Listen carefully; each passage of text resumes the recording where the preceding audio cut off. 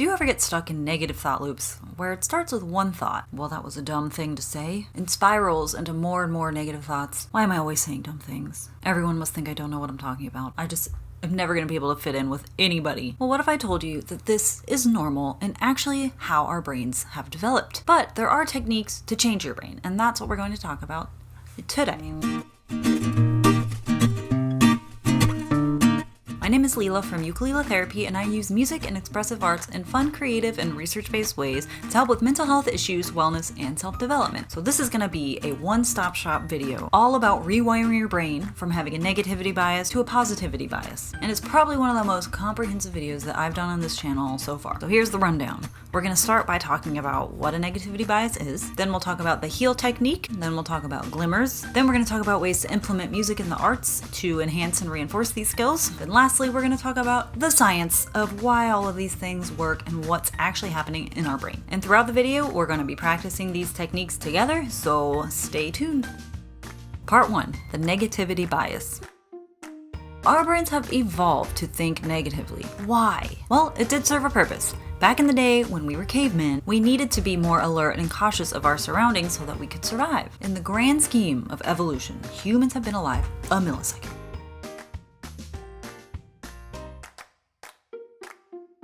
That is not enough time for our brains to adapt to the complexities of our modern society. So basically our brains are just trying to help us, they're doing their best, they think they're helping us survive, and we gotta help them out sometimes and be like, thanks, but you're not actually helping me right now by telling me I suck. So the more I started thinking about how our brains have a negativity bias, I thought, what if you could train your brain to have a positivity bias? As much as we need negative thoughts sometimes, as they are necessary, we need to be afraid sometimes, we need to be sad sometimes, but because there's a bias, it does tend towards that side of the spectrum a little bit more than maybe it needs to. As research has shown, this is entirely possible. Our brains are extremely flexible and adaptable. It just takes a little work on our ends. Just gotta help them out, our little brains doing their best.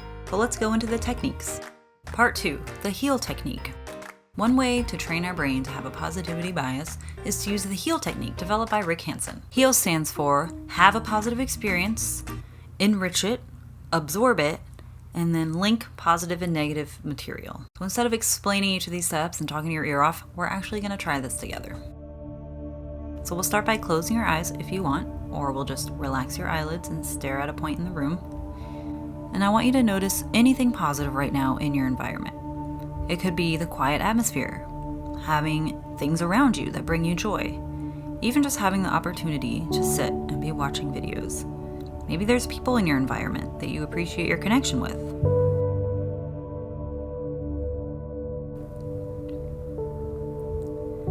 Now focus on anything positive going on internally. There may be feelings, however small, of peace, contentment, excitement, joy, gratitude. Anything, no matter how small, is something.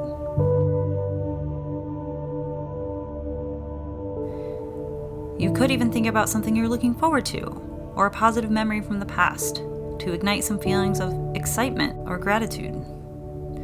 So just notice these feelings and bring them into awareness.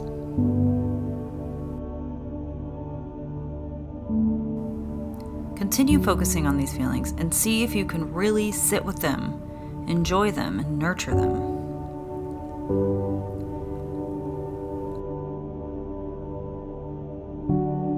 Now see if you can have these feelings grow bigger and bigger.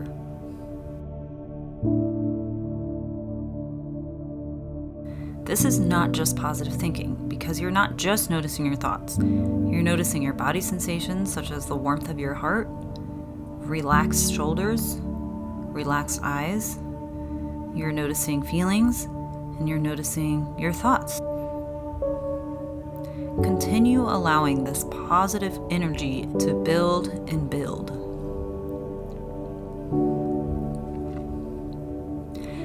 Now imagine that this experience and these feelings are really sinking in. Let them sink into your body and your mind. You can imagine everything, all your feelings, thoughts, and sensations coming together to one point and settling into your heart or into your brain. Recognize that this experience is accessible at any moment. You needed nothing but yourself to cultivate it. You carry this ability with you and can access it anytime you need.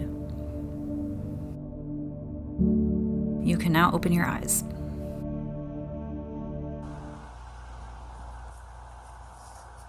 What just happened there? So I took you through the first 3 steps. Have a positive experience, enrich, absorb, and then the optional 4th step of linking. So there is a 4th step to this, and it's called linking. It's basically going back and forth between negative and positive kind of feelings and experiences. So as you have this positive experience, you start noticing maybe some negative feelings in the background, and you're going to bring those to the forefront. Once those feel bigger, then you'll go back to the positive feelings. Then see if you can make room for both experiences. You can practice this just whenever, but you can also practice it when you're starting to have a negative spiral come up or some negative thought patterns that you notice. For example, you start having this thought that, oh, my friends think I'm lame and boring. Once you notice yourself going into that pattern, then you can start cultivating the more positive feelings about it. Maybe by thinking about all the times that you did have fun with your friends, or all the times that you felt like you were a fun person, or that people were enjoying your company. Then you can start linking these experiences and see if you could hold both of those feelings at the same time. If you want to read more about this technique and Rick Hanson's ideas, I have linked to his book called Resilient in the description below.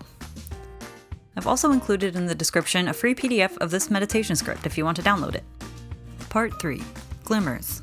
Deb Dana, a licensed clinical social worker, psychotherapist, and author, coined this term glimmers. She says that they're tiny moments of joy that allow us to feel calm and give us a sense of inner peace. They're moments when our bodies are in a state of regulation and connection, which then cues our nervous system to feel safe and calm. Again, going back to this idea of a negativity bias, our brain makes triggers feel bigger and more impactful. Why? Once again, it's our brain trying to keep us safe and trying to make sure that we're noticing all the danger. That's his job. We can't really get mad at him. So by noticing the opposite of triggers, the times when you do feel content, the times when you feel regulated and connected, that can begin to help our brain start to go towards more of a positivity bias. So kind of like we did in the H.E.A.L technique, you're really going to notice and absorb these moments. Even taking note of them on your phone or making a list can be really helpful in ingraining that in our brain and absorbing it. Some examples of things that might be glimmers for me, because of course mine might be different than someone else's, are sitting and drinking a cup of coffee while it's raining and I don't have anything to do that day, or when a loved one sends a sweet text. The more specific you can be and the more that you really feel and absorb it, the more it will stick and the more neurons will be fired. Part 4. Expressive Arts.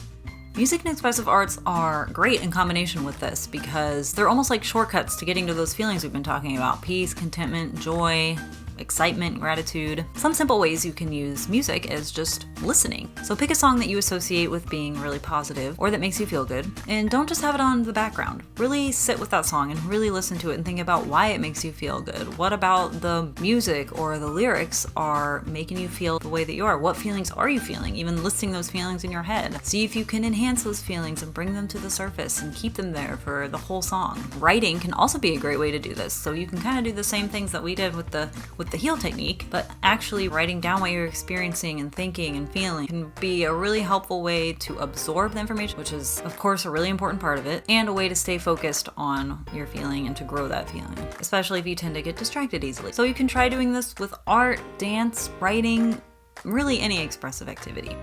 Part 5. The science. Now, some people might say they don't like things like this, or that it's a little too woo-woo for them.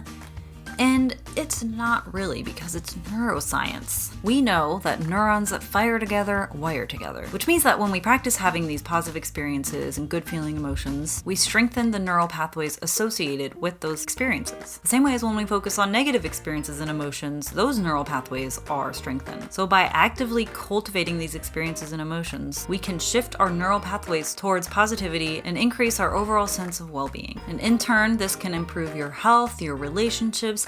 This is just like a domino effect. I do want to give a disclaimer. There are often environmental factors that impact how you feel. So if you're in like an abusive relationship, if you're in a terrible job, if you're in a toxic situation, this is not, this might help a little, but it's not going to change the problem. We need to think about and give importance to both the internal and the external experiences that we're having. I just want to throw that out there. So my challenge for you this week is to try finding one glimmer every day and try practicing this H.E.A.L technique every day, or just when you notice maybe some negative thought patterns start to come up, and just see how you feel. It's just an experiment. There's no pressure. There's no, you have to do this, it's not on your to-do list unless you want it to be and that's helpful for you. That would probably just stress me out and make it feel like, well, here's one more thing I have to do. But make it something you look forward to, that you enjoy doing. I appreciate you watching this video and I hope that it was helpful in some way. If it was, please like, share, and subscribe for more videos like this. I post videos once a week about music therapy, expressive arts, mental health, counseling stuff. So if you're interested in that, stay tuned and I hope to see you in my next video. Bye.